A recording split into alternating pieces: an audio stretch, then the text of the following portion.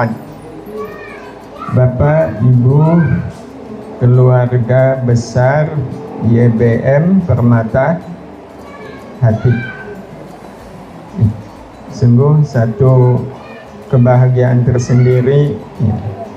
Saya ketemu Permata, mahal Permata itu, apalagi Permata Hati. Wah, ini saya pulang kaya raya ini. Ketemu dengan Permata. Taqabbalallahu minna wa minkum salihal a'mal wa ja'alana wa iyyakum minal 'aidin wal faizin kullu 'amin wa antum bi khair. Tema kita hari ini adalah sinergi beramal menjadi insan bertakwa. Ada satu hal yang memang pada akhirnya kita harus pahami tentang hidup. Saya yakin teman-teman di sini dengan segala aktivitasnya itu sebenarnya tiada lain tiada bukan adalah dalam rangka agar hidup kita yang cuma sekali-kalinya ini membuat kita sampai pada tujuannya. Di atas apapun, prinsip kita adalah Allahu ghayatuna. Kalau ini sudah segala-galanya. Apapun selain Allahu ghayatuna itu cuma turunannya aja. Menjadi insan yang bertakwa, sinergi di dalam beramal, ya semangat dalam berjuang. Itu kan ujung-ujungnya adalah sampai ke Allah. Nah, kalau ujungnya adalah sampai ke Allah, maka yang kita pahami apa itu hidup. Tentu banyak yang kita bisa ungkap ya, dari hidup ini.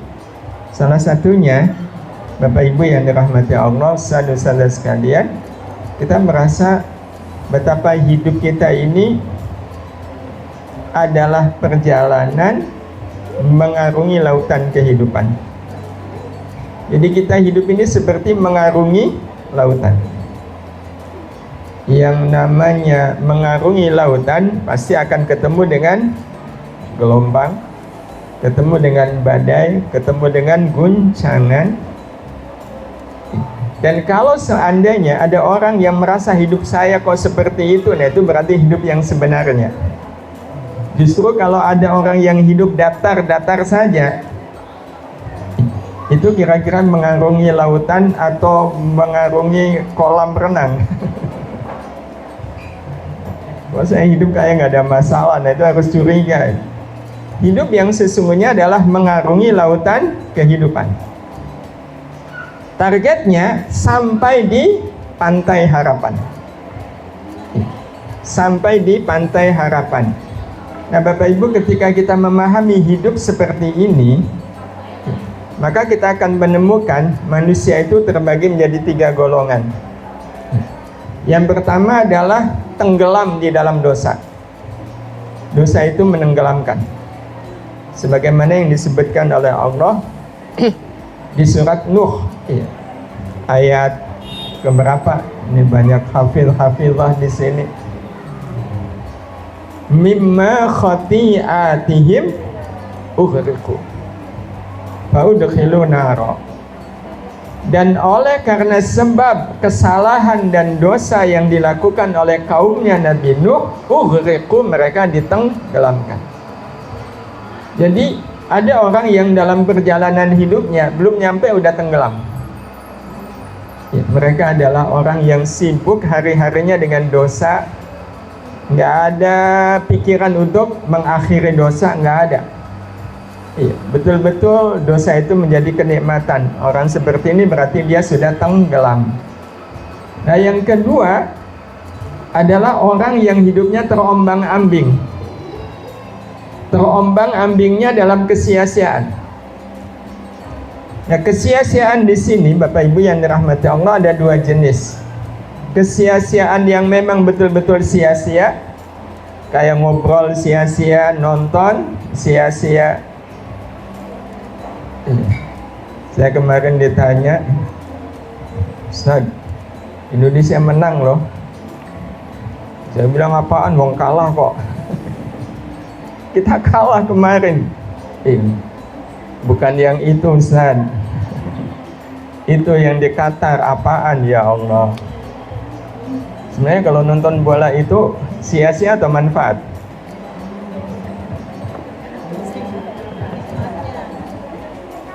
Apakah nonton bola akan memperberat timbangan amal baik? Enggak. Enggak ada. Tapi kan nggak dosa, betul nggak dosa. Tapi karena tidak memperberat timbangan amal baik, berarti jatuhnya sia-sia. Jadi orang yang hidupnya terombang-ambing itu orang yang hidupnya dalam kesia-siaan. Ngobrol sia-sia, nonton sia-sia, mendengarkan yang sia-sia, ikut acara yang sia-sia, kegiatan yang sia-sia.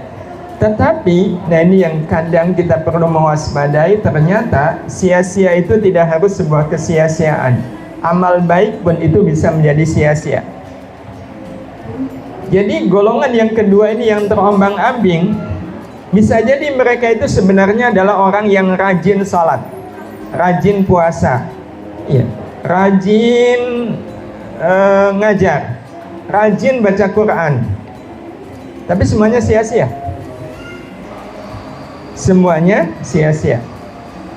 Dan Rasul pernah menyampaikan pesan kepada kita, kam min shaimin laisa lahu min syiyamihi illal ju' wal 'atas. Betapa banyak orang yang puasa tapi puasanya tidak mendapatkan apa-apa kecuali lapar dan dahaga. Kalau puasa dapatnya cuma lapar dan dahaga, itu kan berarti puasanya sia-sia.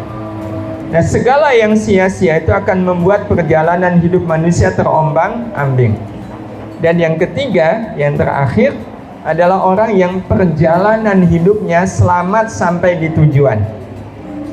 Selamat sampai di pantai harapan. Sampai di pantai harapan. Sampainya itu sebelum ajal datang, udah sampai. Nah, dari tiga golongan ini Bapak Ibu, Ustaz, Ustazah, kira-kira kita masuk yang mana? Pertama, kedua, atau ketiga? Kalau pertama insya Allah enggak.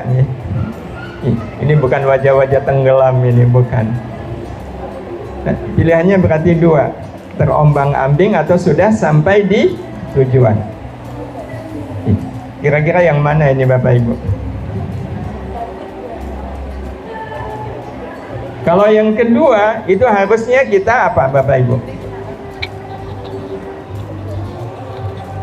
Ya, karena orang yang kedua ini Bapak Ibu yang dirahmati Allah, yang dikhawatirkan adalah hidupnya nggak sampai. Padahal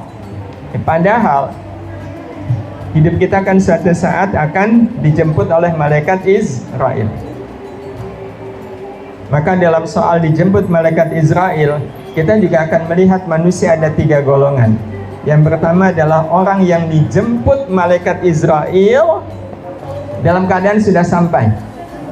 Jadi sudah sampai di tujuan, malaikat Israel datang menjemput. Insya Allah ini husnul khatimah. Tapi kalau seandainya lagi tenggelam, malaikat maut datang. Tenggelam dalam dosa, dijemput malaikat maut. Ini pasti su'ul khatimah. Nah, kira-kira yang masih terombang-ambing itu kalau keburu dijemput malaikat Israel, statusnya yang mana Bapak Ibu? Oh, dibilang su'ul khatimah, wong nggak tenggelam. Mau dibilang husnul khatimah juga mikir, wong belum sampai pada tujuan. Nah, maka Bapak Ibu yang dirahmati Allah, menjadi tugas bagi kita. Apa yang harus kita lakukan agar perjalanan hidup kita mengarungi lautan kehidupan ini cepat sampai? Itu sebenarnya sangat tergantung kita mengarungi lautan kehidupan pakai apa. Kalau Bapak Ibu mau pergi ke Kalimantan, ngarungi lautan tapi pakai kapal nelayan, iya, ngayuh sendiri, itu kira-kira nyampe nggak? Wah, itu terombang ambing. Tapi kalau kita naik kapal,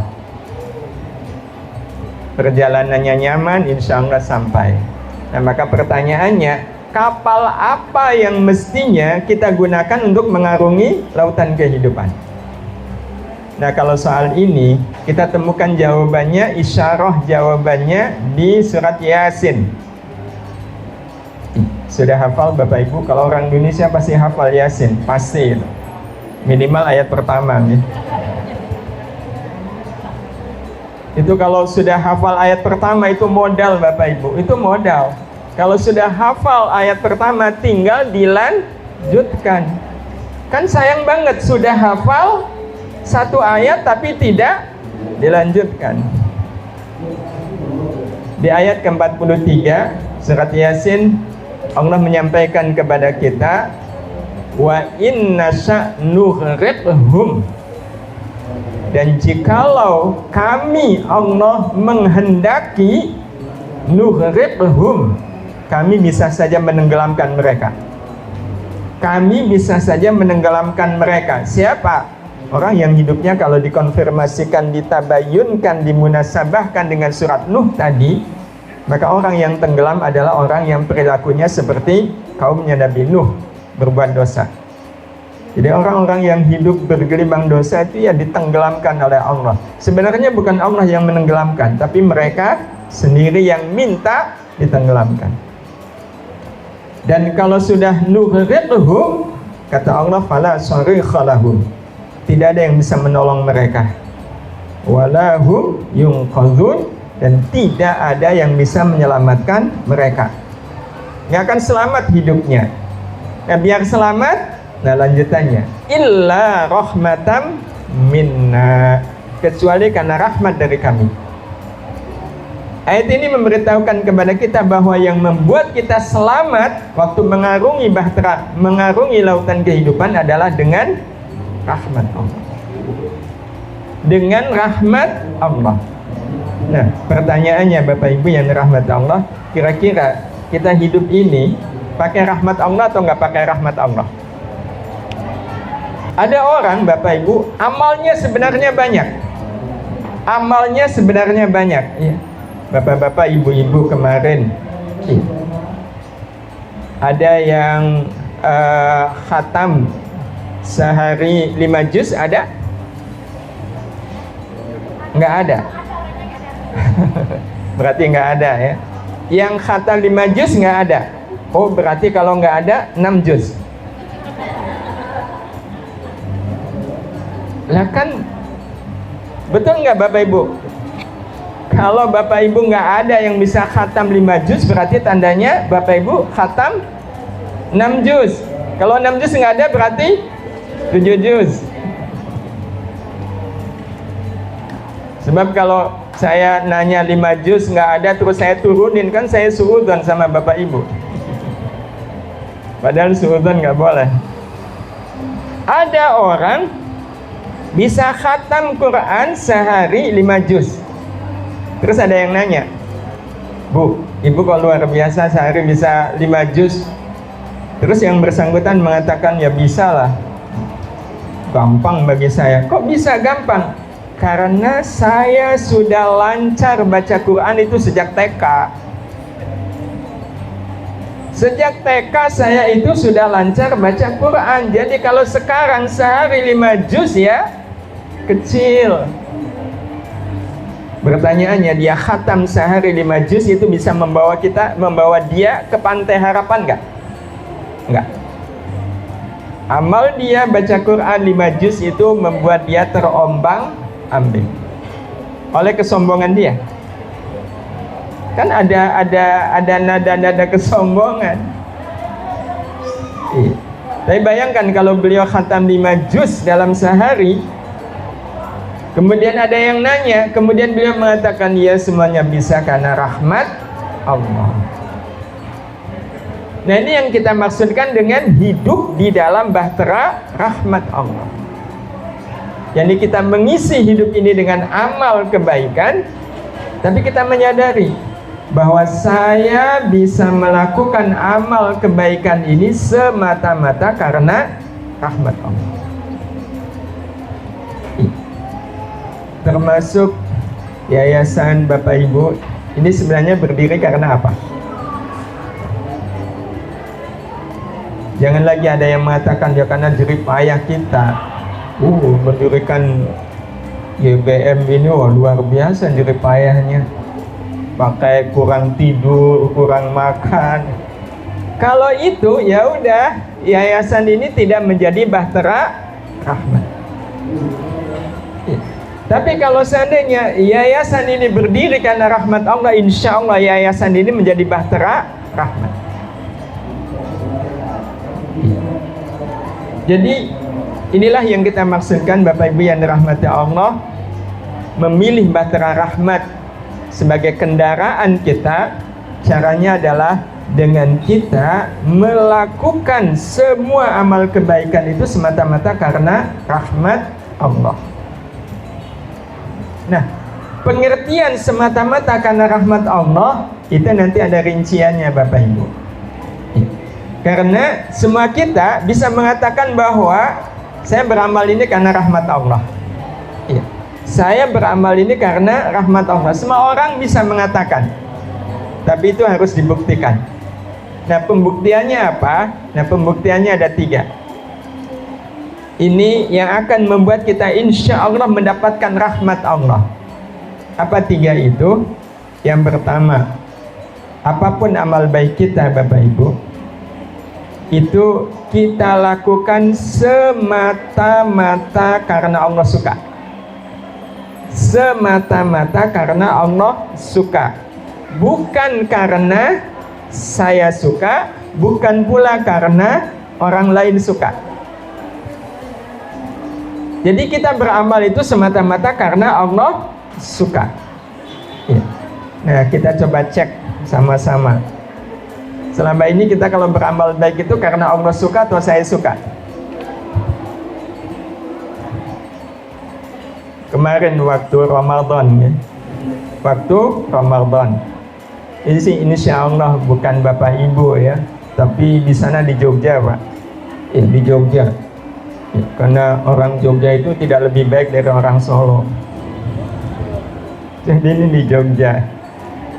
Ada suami nanya ke istrinya, Bu, nanti malam kita tarawih di mana nih? Di masjid itu aja Pak. Emang kenapa Bu kok sholat tarawihnya di situ? Imamnya suaranya enak, habis itu baca ayatnya pendek-pendek. Kira-kira ada nggak orang yang milih tarawih dengan standar seperti tadi? Kalau ada, itu berarti dia tarawih atas dasar Allah suka atau saya suka? Saya suka. Sebenarnya salah nggak Bapak Ibu? Ya nggak salah. Cuma ini yang nanti akan terlihat amal seperti ini tidak akan bisa mengundang datangnya rahmat Allah. Padahal yang kita inginkan dari amal adalah rahmat Allah.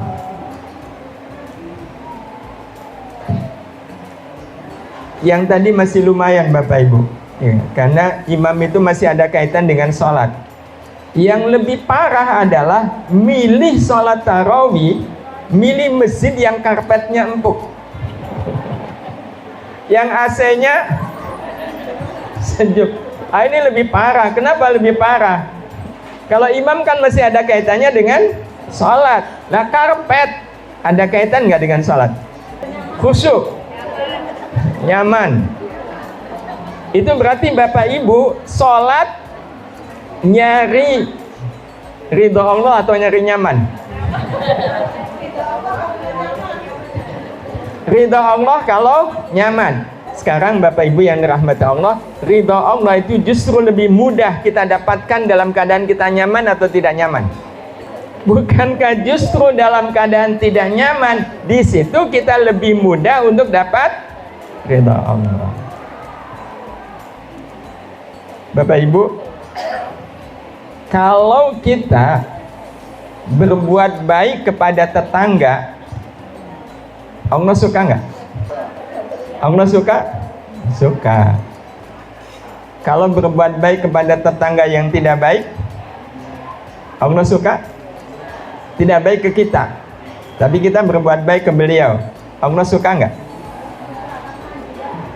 Allah suka. Pertanyaannya, Bapak Ibu, yang nyaman berbuat baik ke yang mana? Ke yang baik. Berarti dasar kita beramal baik bukan karena Allah suka, tapi saya suka. Nah, sisi ini sebenarnya Bapak Ibu yang kita harus koreksi. Betulkah selama ini kita melakukan amal baik semata karena Allah suka? Itu yang sebenarnya kepastian itu ditunggu. Bapak Ibu bergabung di yayasan ini itu semata-mata karena apa Bapak Ibu? Nah, ini yang kita harus memaklumatkan lagi. Mudah-mudahan halal bihalal ini sebenarnya kalau bagi Bapak Ibu halal bihalal itu bukan forum saling memaafkan. Bukan. Tapi forum apa? Forum meneguhkan kembali. Saya beramal ini sebenarnya karena apa?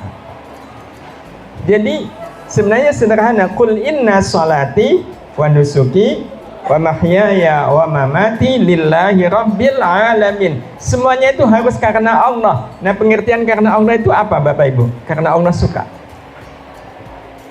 Jadi pengertian yang paling mudah, paling sederhana, beramal karena Allah adalah beramal karena Allah suka.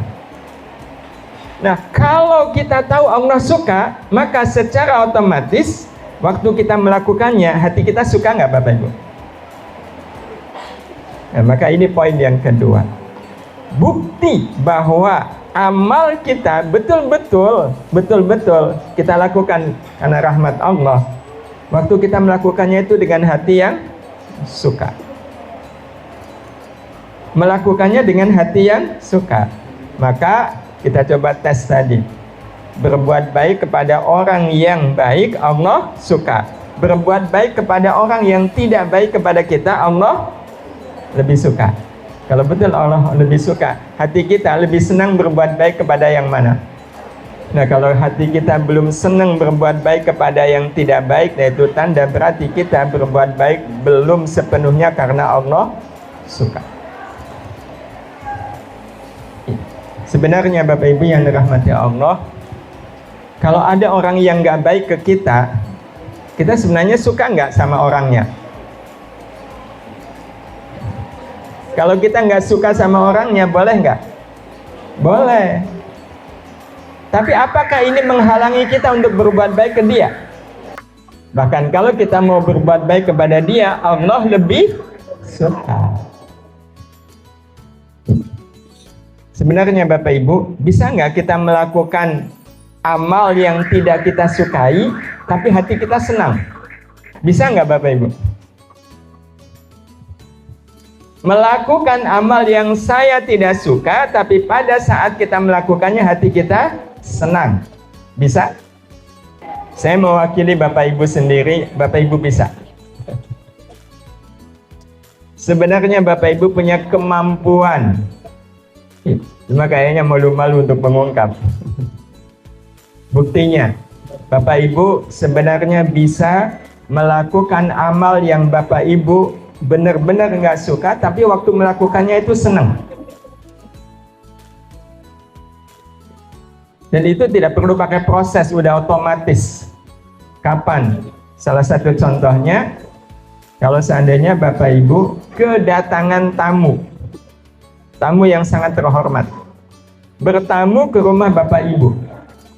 Nah, bertamunya itu pas jam makan siang. Tentu sebagai tuan rumah yang baik kan kita pengen memberi makan siang. Tapi ngepasi hari itu nggak masak.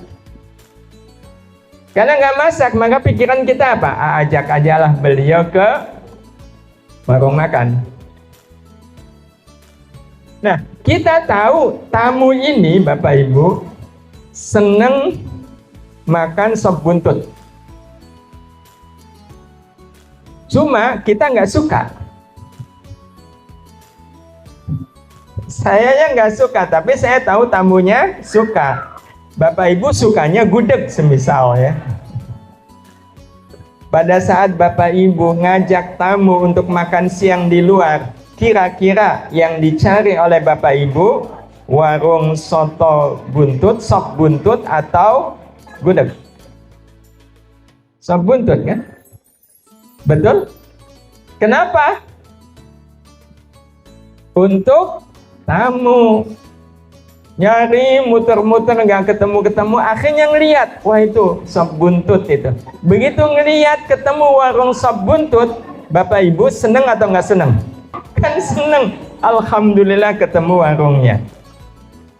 Begitu Bapak Ibu masuk, Bapak Ibu pesen sop buntut, itu apakah Bapak Ibu hanya pesen untuk tamu?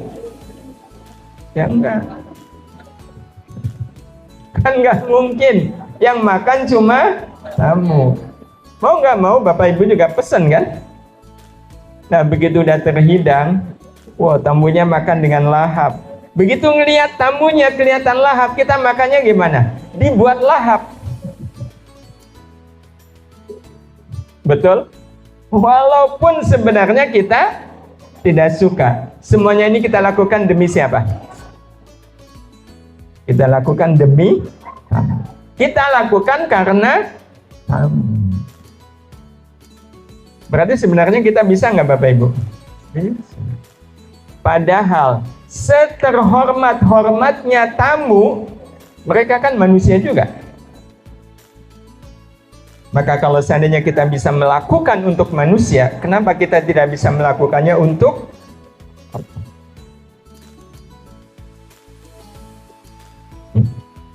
Dan bayangkan Bapak Ibu, kalau tamu tadi sebenarnya tahu kalau Bapak Ibu itu nggak suka sop buntut. Sebenarnya tahu nggak suka, tapi ngelihat Bapak Ibu makan dengan kelihatan senang, kelihatan lahap, itu tamunya terharu nggak? Ya Allah, dibela-belain. Kalau tamu saja bisa haru, apalagi Allah. Allah sangat terharu kalau seandainya kita mau melakukan perbuatan yang sebenarnya saya tidak suka, tapi kita melakukannya dengan hati yang senang.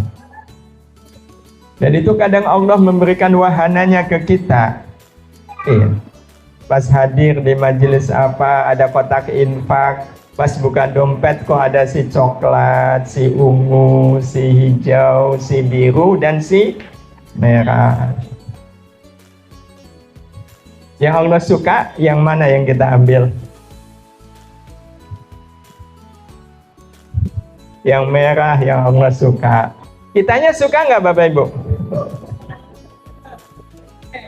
Kitanya nggak suka. Tapi bayangkan dalam posisi seperti ini, kita ambil itu si merah, kita masukkan ke kotak infak. Allah terharu nggak? Terharu banget. Maka wajar nggak kalau Allah melimpahkan rahmatnya untuk kita? Iya. Jadi Bapak Ibu yang dirahmati Allah Subhanahu wa Ta'ala, ini yang kedua. Jadi apapun amal baik kita, kita lakukan dengan hati yang suka. Dan yang poin terakhirnya, apapun amal baik kita Bapak Ibu, pastikan kita hanya punya satu harapan kepada Allah. Apa itu harapannya? Rahmatnya. Ulaika yarjuna rahmat Allah. Mereka adalah orang-orang yang mengharapkan rahmat Allah. Cukup rahmat Allah. Dan kalaupun ada harapan yang lain, nggak usah direken. Kita pasrah aja kepada Allah. Adanya kita terima sebagai rahmat, tidak adanya kita terima sebagai rahmat. Dan itu Allah akan lebih terharu lagi Bapak Ibu. Kalau Allah tahu kita melakukan amal itu hanya mengharapkan rahmat Allah. Ya contoh, apa harapan Bapak Ibu, ya ustadz-ustadzah mendirikan yayasan ini, harapannya apa? Sebenarnya akan lebih simpel kalau harapan itu cuma satu. Yaitu saya berharap lewat yayasan ini saya dapat rahmat Allah. Udah selesai. Loh, bukannya kita perlu mengharapkan yang lain? Bukankah kita perlu mengharapkan yang lain? Tahukah kita, Bapak Ibu, kalau kita yakin,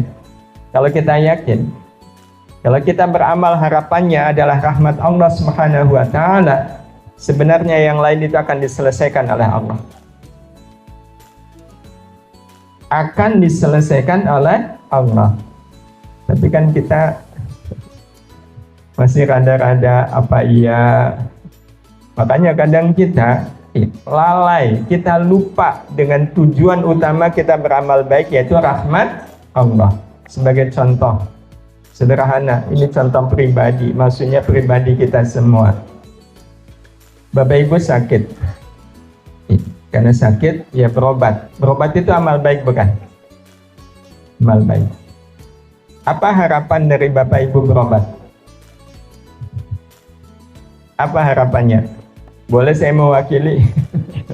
Hampir nggak ada jawaban. Sembuh. Harapannya sembuh. Salah nggak kalau kita berharap sembuh? Tidak. Tapi masalah. Tidak salah, tapi bermasalah. Apa masalahnya? Masalahnya Bapak Ibu, kalau berobat harapannya sembuh, padahal yang membuat kita sembuh itu apa? Sebenarnya kan kita tahu. Yang membuat saya sembuh itu adalah rahmat Allah. Lantas kenapa bukan rahmat Allah yang menjadi harapan dari amal kita? Padahal kita yakin yang membuat saya sembuh adalah rahmat Allah. Ini Bapak Ibu ngajar, atau sebagai orang tua kan kadang harus ngajarin anak. Anak kita kelas 3 SD besok mau ulangan, nggak paham matematika, minta diajarin Bapak Ibu, orang tuanya. Maka Bapak Ibu kita punya kesempatan ngajarin anak. Apa harapan Bapak Ibu ngajarin anak? Anak paham, betul? Anak paham, salah nggak? Nggak salah, tapi bermasalah. Loh, apa masalahnya? Bapak Ibu mulai ajarin dia. Sekali diajarin nggak paham. Karena nggak paham, diulang 2 kali. Tetap tidak paham. Diulang 3 kali, tetap tidak paham. Kira-kira tensi Bapak Ibu naik nggak? Tensi Bapak Ibu? Itu masalahnya.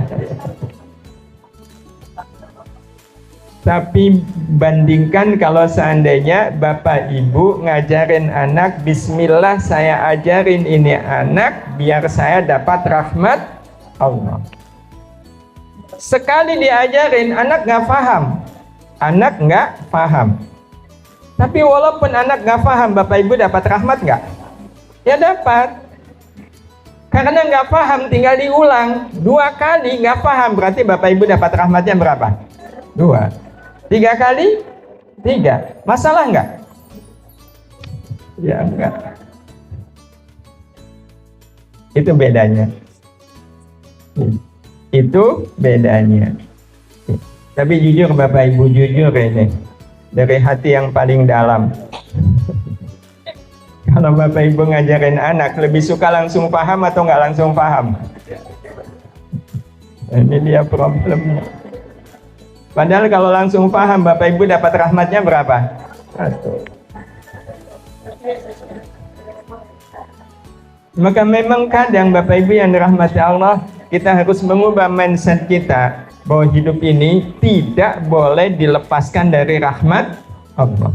Kita hidup karena rahmat Allah, maka tujuan utama kita hidup adalah rahmat Allah. Selain rahmat Allah, kita serahkan kepada Allah.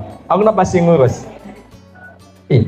Sebagai bukti dalam soal ngajarin saya, bukan saya, tapi masih ada hubungan saudara. Beliau punya anak sekolah di Sanawiyah. Besok mau ulangan nahwu.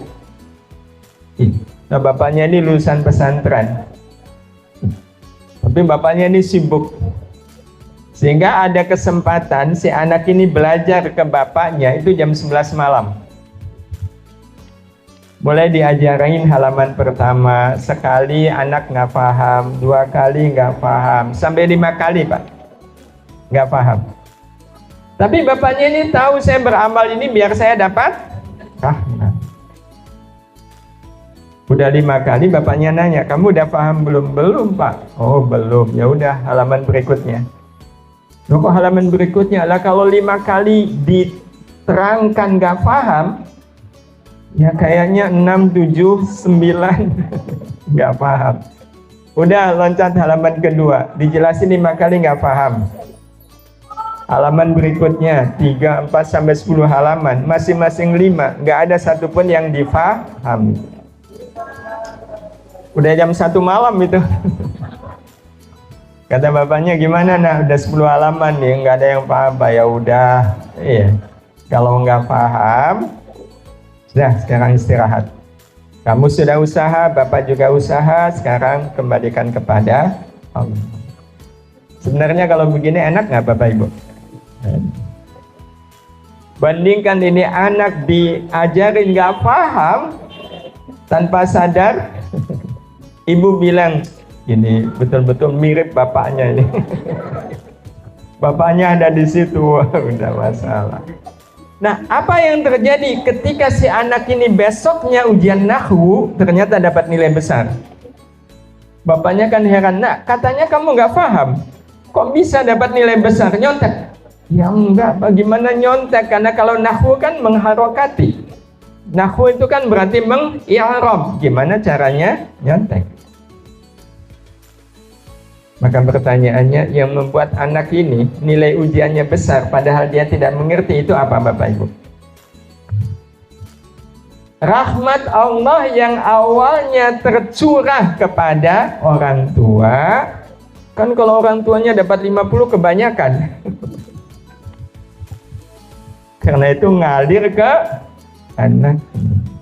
Itu yang kita maksudkan. Kalau kita menyelesaikan apapun, harapannya rahmat Allah yang belum selesai akan diselesaikan oleh Allah.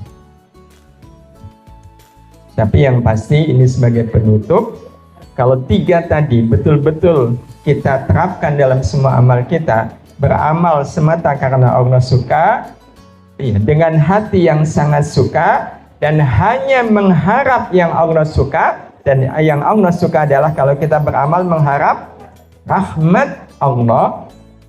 Maka Bapak Ibu yang dirahmati Allah, nextnya setelah itu Allah akan perlihatkan kepada kita semua yang ada dalam hidup ini sebagai rahmatnya. Akan Allah perlihatkan kepada kita semua yang ada dalam hidup ini adalah rahmatnya. Dan itu Allah maklumatkan kepada kita di surat Al-A'raf ayat 156, potongan ayatnya kan panjang, ya tapi nggak panjang amat. Tapi di penggalan ayatnya Allah berfirman, wa rahmati wasi'at kulla syai'. Rahmatku itu meliputi segala sesuatu. Berarti logikanya di dalam segala sesuatu ada rahmat Allah. Jadi kalau kita dipuji orang, di dalam pujian ada apa Bapak Ibu? Rahmat Allah. Kalau kita dicaci, di dalam cacian ada rahmat Allah. Berarti kalau begitu, pujian dan cacian rasanya sama atau beda?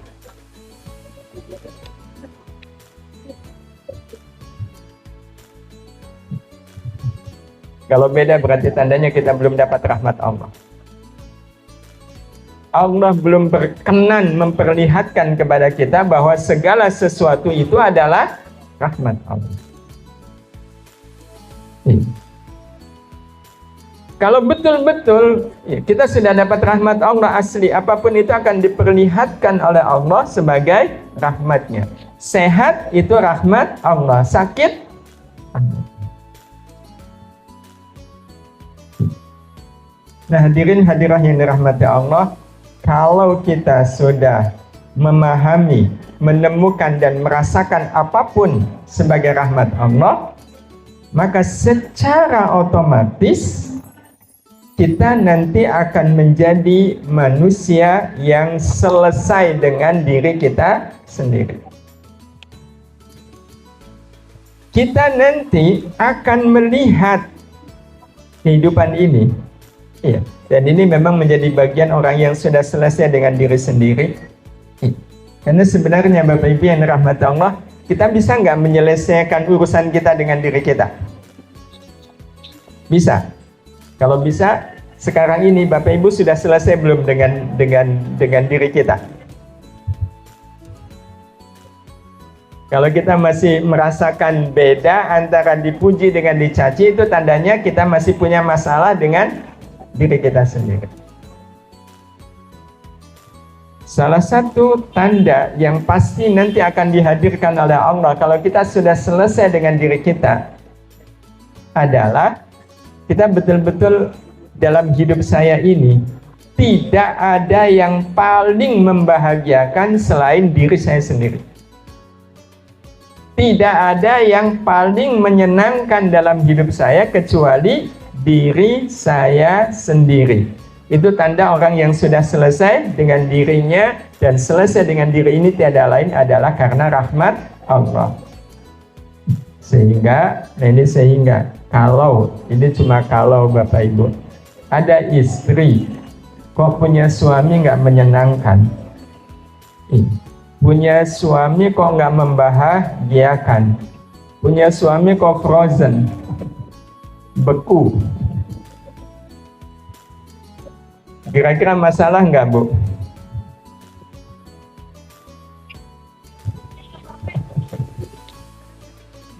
Atau sebaliknya, Pak? Punya istri bawel, rewel, ngeyel, masalah nggak, Pak? Ya enggak. Loh, kenapa enggak? Kan istrinya tidak menyenangkan, suaminya enggak menyenangkan. Masalah? Enggak. Kenapa enggak? Karena saya masih punya diri saya sendiri yang mampu dan bisa membuat saya bahagia. Dan kalau kita mau melihat kenyataan dalam hidup, Bapak Ibu, sebenarnya yang bisa dan mampu membuat kita bahagia itu siapa? Sebenarnya kan kita sudah tahu. Jadi kalau punya suami, punya istri, punya mertua, punya anak didik, punya teman sekerja, nggak menyenangkan, masalah nggak? Nah, saya masih punya diri saya sendiri yang mampu dan bisa membuat saya bahagia. Karena itu Bapak Ibu, orang yang sudah selesai dengan dirinya, kalau mau healing itu kemana?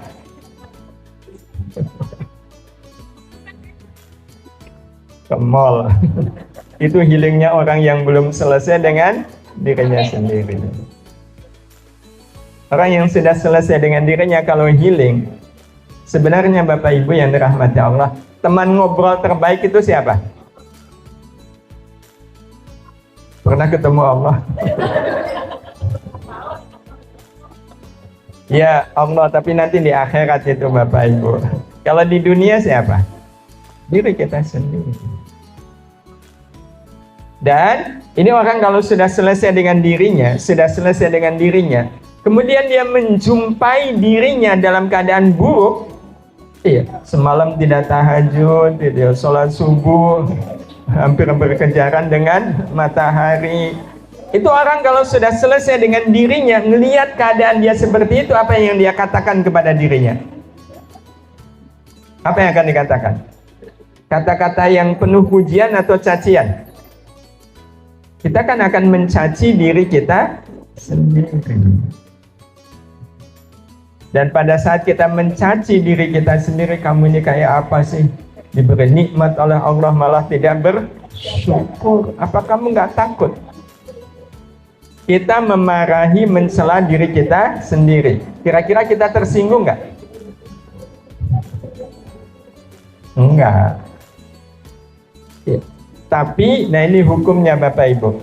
Ada orang buruk, sangat buruk. Tapi dia nggak mau mencela dirinya. Kita kalau mencela diri kita sendiri kan nanti akan ada perubahan. Besok jangan sampai tidak tahajud. Ada perubahan. Tapi bisa bayangkan ada orang yang nggak mau mencela dirinya, nggak mau mencaci dirinya. Kira-kira ada perubahan nggak pada orang ini? Nggak ada.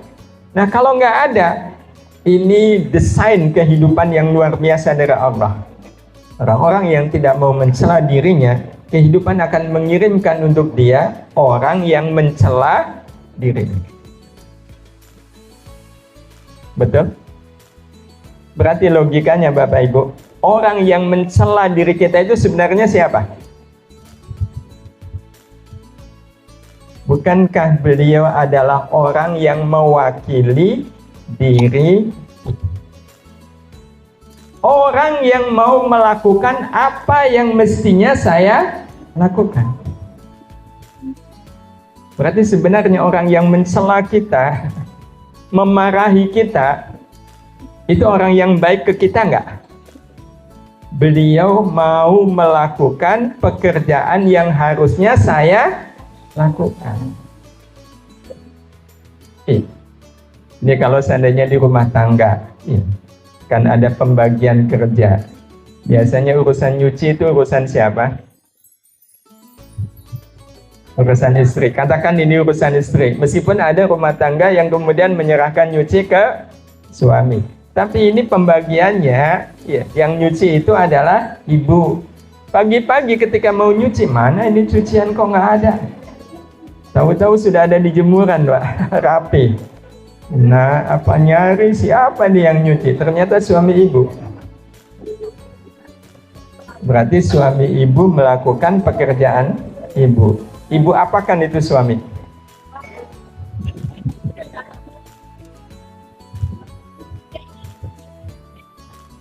Terima kasih ya Pak, terima kasih. Yang sering-sering aja. Betul nggak kita terima kasih? Kalau betul, maka kalau seandainya kita ketemu orang yang mencela kita, apa yang kita lakukan? Nah, kenapa kita berat mengucapkan terima kasih? Padahal Bapak Ibu, beliau ini sudah berkorban, rela jadi orang nggak baik. Kan kalau orang mencela hukumnya menjadi orang yang baik atau buruk? Buruk. Tapi dia lakukan semata-mata karena dia tidak melihat kita mau mencela diri kita. Maka Allah berfirman, idfa' billati hiya ahsan. Tolaklah, balaslah orang buruk itu dengan kebaikan. Berarti kalau dipikir-pikir Bapak Ibu, kita ini sudah selesai belum dengan diri kita? Belum. Ada satu lagi sebagai akhir. Orang kalau dapat rahmat Allah, hidupnya pasti bahagia. Hidupnya pasti bahagia. Dan bahagianya itu asli Bapak Ibu, bukan KW. Orang yang bahagianya bukan karena rahmat Allah dijamin itu KW. KW-nya kalau nggak KW 1, 3, 5. Bahagia yang sebenarnya adalah bahagia yang kita rasakan semata karena rahmat Allah. Bapak Ibu dapat uang, kemudian kepikir infak, sedekah, wakaf. Berarti di dalam uang ada rahmat Allah nggak? Maka insya Allah itu bahagia yang asli. Tapi kalau punya uang banyak, pikirannya senang-senang, foya-foya, itu palsu. Dan ada satu lagi Bapak Ibu, orang kalau bahagianya karena rahmat Allah, tidak ingin dinikmati sendirian. Inginnya dibagikan. Nah, inginnya dibagikan ini menunjukkan bahwa orang kalau bahagianya karena rahmat Allah itu nggak pernah mengenal habis. Nggak pernah mengenal habis, walau dibagikan. Dan ini sebenarnya sesuai dengan tabiat bahagia. Bahagia itu punya tabiat. Apa tabiatnya? Tidak bisa dinikmati sendirian. Kalau ada orang yang bisa bahagia sendirian dia bisa bahagia tanpa melibatkan yang lain, itu bahagia yang aneh sekaligus mencurigakan. Kenapa? Orang kalau bahagia itu cenderungnya senyum atau manyun? Nah kan Bapak Ibu bisa bayangkan ada orang dari tadi senyum sendirian, itu orang apa? Kita akan jadi orang yang selalu berbagi kebahagiaan. Nah, kira-kira kalau kita berbagi kebahagiaan, itu hukumnya persis sama seperti kalau seandainya Bapak Ibu kaya uang. Tiba-tiba ternyata Bapak Ibu lihat tabungan ada 900 miliar. Tapi karena Bapak Ibu orang baik, maka yang kepikir 900 miliar itu Bapak Ibu apakan? Berbagi. Kita ingin berbagi. Kalau berbagi berarti siapa yang pertama kali kita kasih uang? Orang tua. Orang tua sudah kaya. Kan kita akan memberikan uang itu kepada siapa yang sedang tidak punya uang. Siapa ini teman saya yang tidak punya uang? Siapa ini tetangga saya yang lagi nggak punya uang? Dialah orang yang pertama kali kita kasih uang. Logis nggak Bapak Ibu? Logis. Kalau logis, hal yang sama pada bahagia. Ya, terima kasih. Itu ada pada bahagia. Kira-kira Bapak Ibu ini kaya bahagia atau miskin bahagia? Kalau betul kaya bahagia, maka Bapak Ibu kan pasti ingin berbagi kebahagiaan. Bapak Ibu ingin memberikan kebahagiaan itu ke orang lain. Pertanyaannya, siapa yang Ibu bahagiakan? Logikanya orang yang hidupnya sedang tidak bahagia. Betul? Dialah orang yang pertama kali berhak untuk mendapatkan kebahagiaan kita. Nah pertanyaannya, siapa orangnya yang hidupnya sedang tidak bahagia dalam kehidupan kita? Siapa? Tahu Bapak Ibu? Tiada lain adalah orang yang masih membenci kita. Betul? Kalau ada orang kok benci kita, berarti dia bahagia nggak? Nggak, minus itu bahagianya. Iya. Dia minus bahagia. Maka kalau kita kaya bahagia, siapa yang pertama kali kita bahagiakan?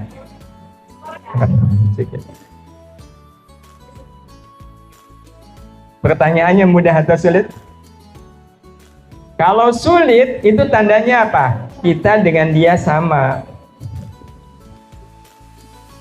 Sama-sama miskin, bahagia. Bedanya kalau dia minus bahagia, kita bahagianya pas-pasan. Kalau orang bahagianya pas-pasan kan mau diberikan ke orang lain mikir. Nah, untuk saya aja kurang, masa saya berikan ke orang lain. Nah, pada akhirnya semuanya akan kembali kepada tadi. Kalau begitu memang kita amat sangat membutuhkan rahmat Allah. Logika-logika yang tadi kita sampaikan kan semuanya benar. Tapi kira-kira mengamalkannya susah atau gampang?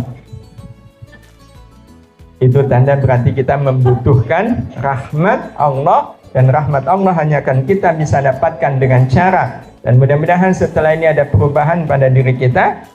Apapun yang kita lakukan semata karena Allah suka, dengan cara yang paling Allah suka, dan hanya mengharapkan yang Allah suka. Saya datang dari Jogja ke sini, diminta datang awal tadi malam. Iya, udah disiapin kamar di Lorin. Lorin atau Lorin?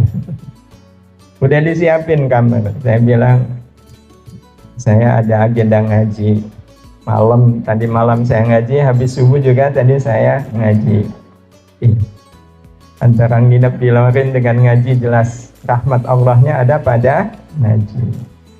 Kita kalau pikirannya rahmat Allah enak. Iya. Baru selesai jam 6:30, ajarannya jam 9. Ya bismillah, ini menjemput rahmat Allah. Iya. Dari Lorin nyebrang ke sini. Rahmat Allah. Ini jam 1 saya sudah ditunggu juga di Jalan Kaliurang. Nah, kita hidup ini untuk apa lagi kalau tidak untuk menjemput rahmat Allah. Dan rahmat Allah itu hanya bisa dijemput dengan amal baik yang kita lakukan sekali lagi semata karena Allah suka, dengan hati yang sangat suka dan hanya mengharapkan yang Allah suka. Dan satu-satunya harapan bagi kita dalam hidup ini adalah mendapatkan rahmat Allah. Al-Fatihah. A'udzu billahi minasyaitonir rajim. Bismillahirrahmanirrahim. Alhamdulillahirabbil alamin. Arrahmanir rahim. Maliki yaumiddin. Iyyaka na'budu wa iyyaka nasta'in. Ihdinas siratal mustaqim. Siratal ladzina an'amta 'alaihim ghairil maghdubi 'alaihim waladdallin. Amin. Bismillahirrahmanirrahim. Alhamdulillahirabbil alamin. Allahumma salli ala Sayyidina Muhammad wa ala alihi wa ashabihi ajma'in. Ya Allah, Ya Rahman, Ya Rahim, syukur tiada kira atas nikmat hidup yang Kau karuniakan kepada kami. Kami bersyukur ya Allah karena kami tahu hidup kami ini sepenuhnya adalah rahmat-Mu. Hidup kami ini sepenuhnya adalah rahmat-Mu. Kalaulah bukan karena rahmat-Mu, kami tidak akan mungkin ada di alam dunia ini. Karena itu ya Allah, Ya Rahman, Ya Rahim, bantu kami ya Allah. Bantu kami untuk selalu memahami, menerima dan merasakan apapun yang ada dalam hidup kami ini sebagai rahmat-Mu ya Allah. Jangan Kau biarkan kami memahami yang lain dari hidup kami ini selain hanya rahmat-Mu. Manis pahitnya kehidupan adalah rahmat-Mu. Senang susahnya hidup adalah rahmat-Mu. Dan bukankah ya Allah, di dalam kesusahan, di dalam kepahitan, rahmat-Mu jauh melimpah untuk kami. Karena itu buatlah kami bersyukur, tidak hanya pada saat hidup kami ini bertabur bunga-bunga kesenangan, tapi ya Allah, izinkan kami menyambut segala kesusahan dan kesulitan hidup dengan syukur yang tiada terkira untuk-Mu ya Allah. Ya Allah, mudahkan kami untuk bisa mendapatkan rahmat-Mu. Dengan ya Allah, mudahkan kami untuk menjadikan apapun yang ada dalam hidup kami ini, kami selalu jadikan sebagai kesempatan bagi kami untuk bisa melakukan sebaik-baiknya amal. Dan ya Allah, bukankah kami bisa melakukan amal baik itu juga adalah karena rahmat-Mu? Kalau bukan karena rahmat-Mu, yayasan yang kami dirikan ini tidak akan mungkin ada. Semua yang dilakukan kami bersama teman-teman kami ini semuanya adalah rahmat-Mu ya Allah. Karena itu curahkan selalu rahmat-Mu untuk kami. Rahmati kami, rahmati orang tua kami, rahmati keluarga kami, rahmati anak keturunan kami, rahmati semua ikhwah, semua saudara-saudara kami ya Allah. Saudara-saudara kami seperjuangan, rahmati mereka semuanya ya Allah. Jadikan rahmat ini menjadi tempat bertemunya kami dalam kebaikan-Mu, tempat berjumpanya kami dengan siapapun ya Allah di jalan-Mu. Ya Allah, dengan rahmat-Mu utuhkan kebersamaan kami hidup di dunia-Mu saat ini mulia. Dengan rahmat-Mu pula ya Allah, utuhkan kebersamaan kami di akhirat nanti mulia. Dengan Engkau jadikan ya Allah yayasan yang kami dirikan ini tidak hanya menjadi yayasan dunia, tapi juga menjadi yayasan akhirat, menjadi yayasan tempat berkumpulnya kami di dunia. Dan izinkan ya Allah, yayasan ini juga akan menjadi tempat berkumpulnya kami semua di surga nanti ya Allah. Ya Allah, jangan Kau sia-siakan amal-amal kami. Bukankah besok kami masuk surga adalah dengan rahmat-Mu? Bukankah kami masuk surga dengan rahmat-Mu? Karena itu jadikan harapan dari amal-amal kami hanyalah rahmat-Mu ya Allah. Kalaupun ada yang lain selain rahmat-Mu yang bisa hadir dari amal-amal kami, ya Allah, kami serahkan semuanya itu kepadamu. Engkau yang lebih tahu apa yang terbaik untuk kami selain rahmat-Mu. Adapun bagi kami ya Allah, sungguh rahmat-Mu itu sudah segala-galanya. Rahmat-Mu sudah cukup bagi kami ya Allah. Rahmat-Mu sudah cukup bagi kami. Maka jangan jauhkan rahmat-Mu dari kami ya Allah. Jadikan rahmat-Mu menjadi nafas hidup kami. Jadikan rahmat-Mu menjadi langkah hidup kami. Dan ya Allah, izinkan kami tidak hanya menjadi rahmat bagi diri kami, izinkan kami ya Allah menjadi rahmat bagi pasangan hidup kami, menjadi rahmat bagi orang tua kami, menjadi rahmat bagi saudara-saudara kami, menjadi rahmat bagi anak keturunan kami. Dan ya Allah, pilihlah diri kami menjadi hamba yang bisa menjadi rahmat bagi tegaknya kalimah-Mu di muka bumi ini ya Allah. Sungguh kalimah-Mu tidak akan tegak kecuali dengan rahmat-Mu. Pilihlah diri-diri ini ya Allah, menjadi rahmat bagi siapapun, menjadi rahmat bagi Islam, menjadi rahmat bagi kaum muslimin, menjadi rahmat bagi saudara-saudara kami yang masih berada dalam kebodohan, menjadi rahmat bagi saudara-saudara kami yang masih berada dalam kegelapan, menjadi rahmat bagi siapapun ya Allah. Birahmatika ya arhamar rahimin. Rabbana taqabbal minna salatana wa siyamana wa ruku'ana wa sujudana wa tilawatana. Taqabbal minna ya Allah, innaka antas sami'ul alim, wa tub alaina innaka antat tawwabur rahim. Rabbana atina fid dunya hasanah wa fil akhirati hasanah wa qina adzaban nar. Wa sallallahu ala sayyidina Muhammad wa ala alihi wa sahbihi ajma'in. Walhamdulillahi rabbil alamin.